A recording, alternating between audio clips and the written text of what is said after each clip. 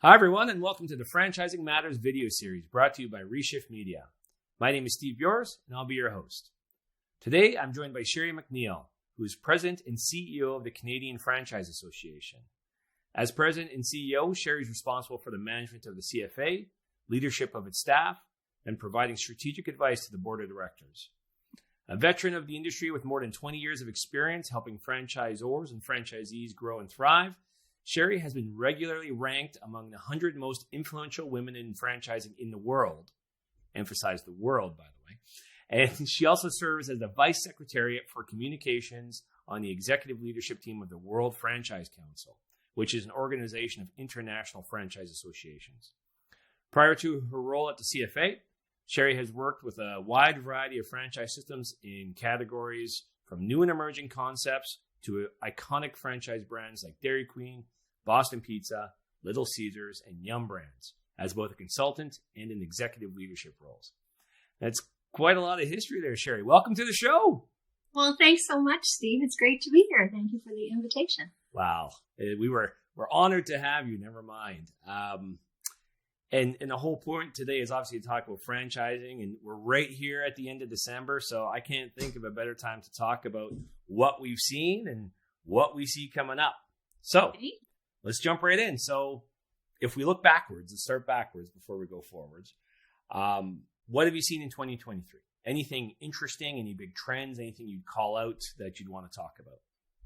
Well, it's a great question, Steve. Franchising is a fascinating subject, and I can talk about it for days and days, if not months. So you have to keep me on timeline here. So some interesting things that we've seen looking back in the rearview mirror.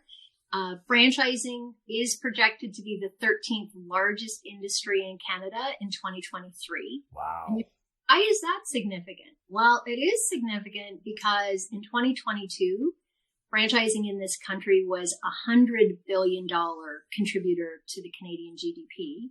And in 2023, it's projected to be $120 billion to the GDP, which is a growth of 20%. Well, that's billion with a B. Billion with a B. And it's amazing because we're coming out of the pandemic. That was after full lockdown, and to see this business model continue to grow and thrive in Canada.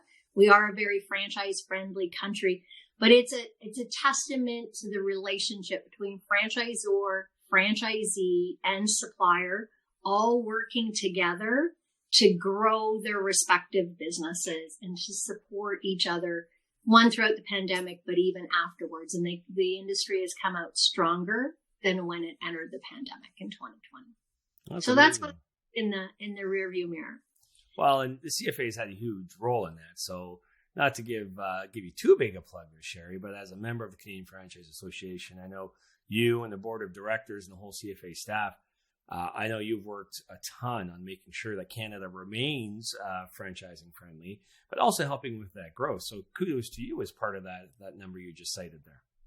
Well, it's all about CFA members, right? And the hard work that they put into their businesses each and every day to support their franchisees and to work with their supplier partners, and the suppliers helping franchisors and franchisees grow their businesses. It is truly a reciprocal relationship, all focused on mutual success and mutual growth. That's great to hear.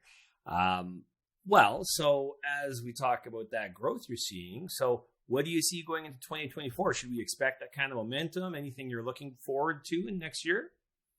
Well, the two biggest issues that I hear from members on a regular basis that happened in 2023, we anticipate seeing similar trends in 2024, but hopefully they'll start to resolve themselves. So the one item is access to capital. So franchisors, franchisees need more access to capital. There are higher interest rates, inflation, the cost of borrowing has increased. The banks are more and more conservative in their approach to lending because of interest rates and inflation. And we're also anticipating that wind down of some of the government programs like CEBA. They're expected to be paid back starting January 2024. So We'd like to see our franchisors and franchisees have more access to capital. So we're always lobbying the government for more programs to provide that access.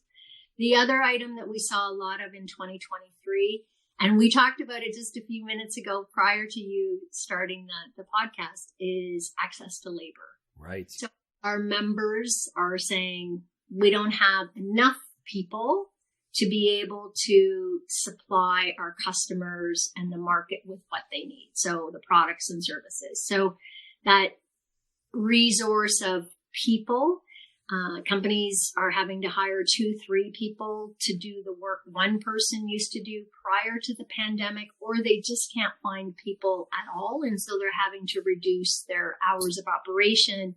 They're having to reduce some of the products and services that they provide to the customer. So hopefully we will start to see that turn. It's already started a little bit. The employment market is starting to become more balanced. So unemployment rate, for instance, had been at a low of 5% throughout the year, and it's now at 5.8. So that's a change. Job vacancy rate has decreased to 12.6 in 2023. So that's a change. And then we're seeing the proportionate number of employees. The government just announced that those that are working remotely now has declined in 2023 by 12%. Really? So I hadn't heard that. That's very interesting. Companies are calling their employees back to the office. So now remote workers, the government has said, is 11.7% of employees. So that's an interesting trend that we'll continue to watch. And it'll be interesting to see what happens in 2024, but we're anticipating that all of those things will continue and help solve the problem of access to labor. Well, we've heard that from our clients as well, Sherry, where certainly access to labor has been a huge concern for everyone, just being able to find the right people. And you cited it a minute ago. So restaurants are closing on Mondays as an example, just because they can't be open every night of the week. So it will be nice if that can right itself, and as you say, if the labor market can come a little more into line, that would be fantastic. So if you look out at the franchising industry, and this is something I've been asking a few people, I've gotten some really interesting responses. What is nobody talking about, but they should be? Ooh, that's a good question. What is nobody talking about that they should be? I would say the one thing that I haven't heard anybody talk about is death by 1,000 cuts. And so the pressure on franchise small businesses continues to increase that pressure. So, for instance, the cost of labor is going up, right? So minimum wage has gone up. That's great. But there's also then a variety of other factors that have gone up that it's taking away the profitability of small business. So for instance, CPP employer contribution went up. It's going to go up again in January. EI went up. Minimum wage went up. If you have a bricks and mortar business, municipal property taxes have gone up. Just like you as a homeowner, your municipal property tax probably went up. Businesses also have that same experience where they absorb the increase in the municipal tax rate if it increases. And the list just goes on and on and on. Hydro has went up. All the things that people pay, benefits have gone up. Everything's gone up that employers pay. And it's really a burden on small business and franchisee, small business. And we keep lobbying the government, please talk to each other. Municipal, provincial, federal, please, please, please talk to each other. Don't put up minimum wage at the same time you're putting up CPP and EI. Like, have a graduated runway so small business has the opportunity to plan for those things. Well, so death by 1,000 cuts is what I think more people need to be talking about. You are the first one to bring that up. So you did find something unique. And it's interesting because when we were talking with Paul Rocchio a while ago, he mentioned just that education. So a lot of people don't understand, and people being government and your general consumer don't understand that franchises are small businesses. So that franchise in your community, it's not this multinational, owned by, Elon Musk sort of thing.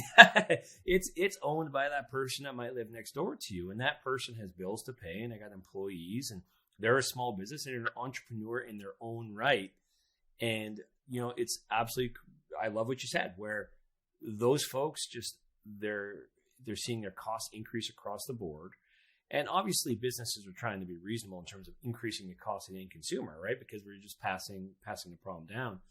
So I think that's well said. And I think it's a really interesting thing that people aren't talking about.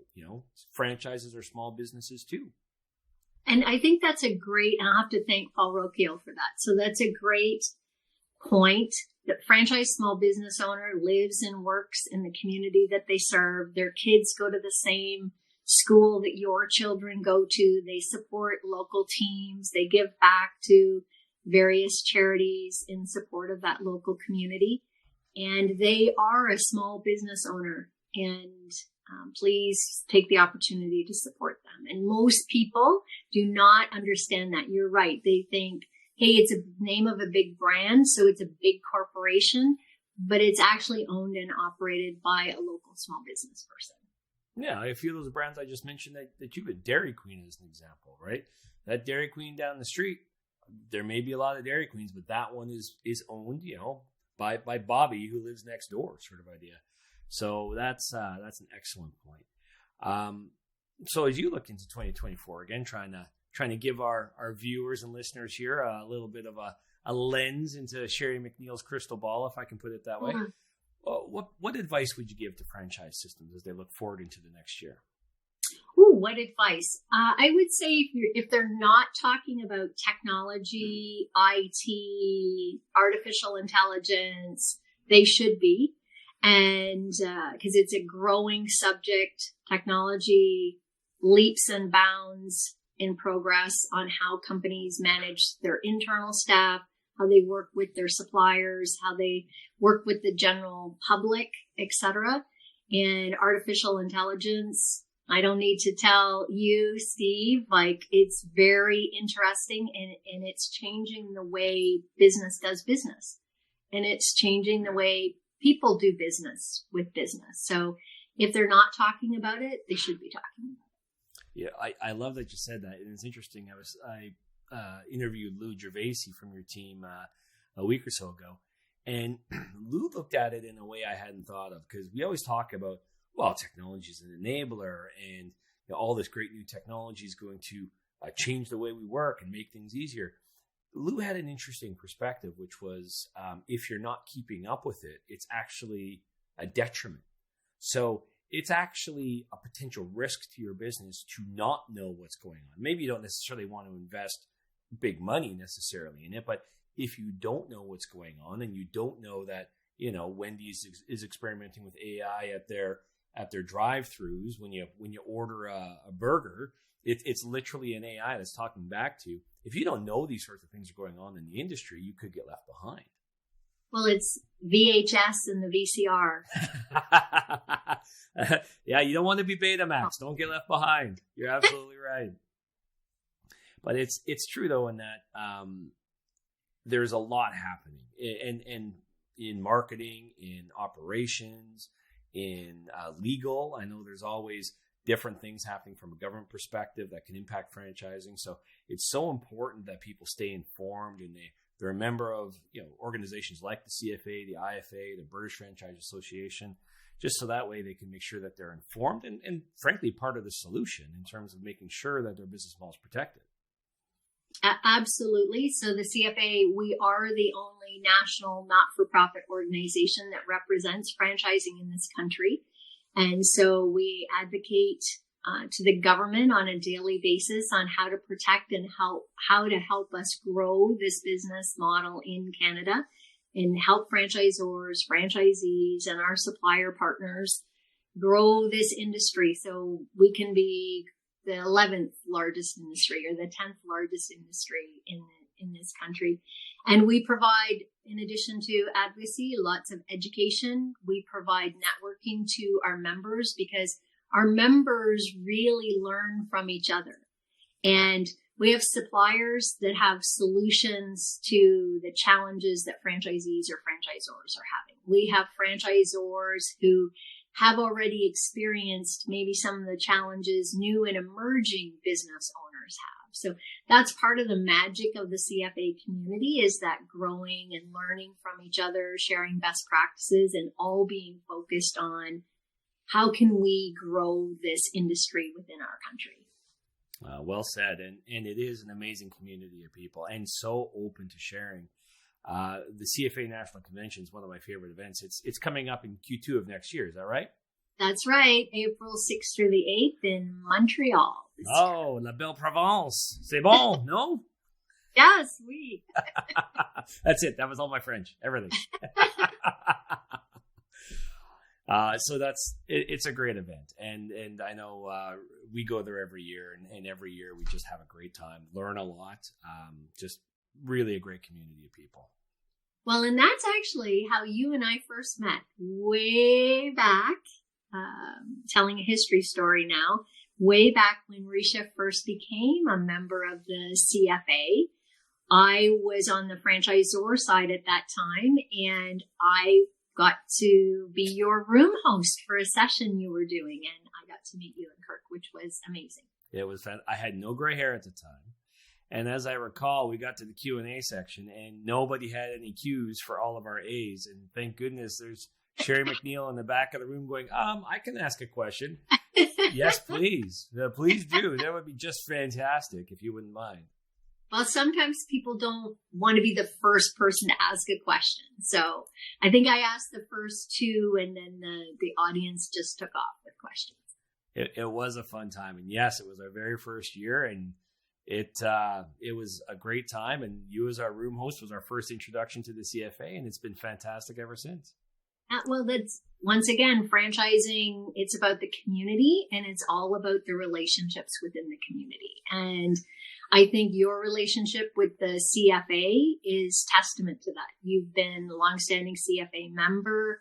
You're very well connected to many of our members, either on the friendship level or on the supplier partnership level. And Reshift continues to grow, and our members continue to grow. And that's the magic of franchising. I can't think of a better way to end it. Thank you so much, Sherry, for sharing your thoughts, sharing your amazing insights. Thanks to everyone who listened in. If you haven't done so already, I encourage you to click the like and subscribe so you can stay up to date with all of our episodes. Thanks for your time. Thank you, Sherry, and have a great day. Thanks, Steve. It was a pleasure.